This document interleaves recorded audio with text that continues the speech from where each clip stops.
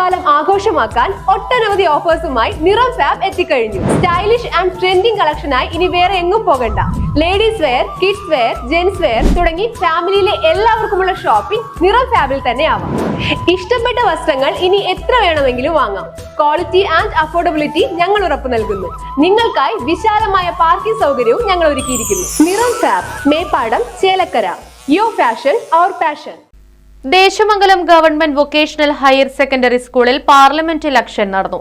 Power point presentation വഴി ഫലം പ്രഖ്യാപിക്കുകയും ചെയ്തു. സ്കൂളിലെ LP, UP, ഹൈസ്കൂൾ എന്നീ 3 വിഭാഗങ്ങളിൽ സ്കൂൾ പാർലമെന്റ് തിരഞ്ഞെടുപ്പ് പൂർണ്ണമായും ജനാധിപത്യ രീതിയിലാണ് നടന്നത്. 3 ബൂത്തുകളിലായാണ് വോട്ടെടുപ്പ് നടന്നത്.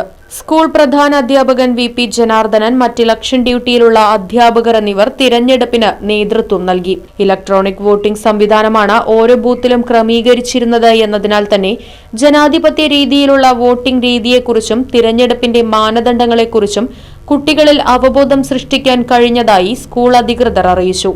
പോളിംഗ് ഓഫീസർമാർ, പ്രിസൈഡിംഗ് ഓഫീസർ എന്നീ വിഭാഗങ്ങൾ പൂർണ്ണമായും വിദ്യാർത്ഥികൾ തന്നെയായിരുന്നു. SPC കേഡറ്റുകളുടെ നേതൃത്വത്തിൽ വോട്ടർമാരെ നിയന്ത്രിച്ചു. ഇലക്ട്രോണിക് വോട്ടിംഗ് രീതിയായതിനാൽ ഇലക്ഷന്റെ സുതാര്യത നിലനിർത്തിക്കൊണ്ട് കുട്ടികൾക്ക് മുൻപിൽ വെച്ച് തന്നെ പവർ പോയിന്റ് പ്രസന്റേഷൻ വഴി ഫലം പ്രഖ്യാപിക്കുകയും ചെയ്തു. ദേശമംഗൽ ഗവൺമെന്റ് വൊക്കേഷണൽ ഹയർ സെക്കൻഡറി സ്കൂളിലെ LP, UP, ഹൈസ്കൂൾ എന്നീ വിഭാഗത്തിൽ പാർലമെന്റിന്റെ ഇലക്ഷൻ നടക്കുകയാണ്. വിദ്യാർത്ഥികളെല്ലാം വലിയ ആവേശത്തിലാണ്. കാലത്ത് മുതൽ തന്നെ ഓരോ ബൂത്തിലും വോട്ട് ചെയ്യാൻ എത്തിയവരുടെ നീണ്ട വരി കാണാം.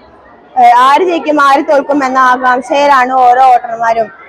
ക്യാമറാമാൻ അഷ്റഫ് ഇക്കയോടൊപ്പം reporter Vaiga MS. Right Vision Desamangalam.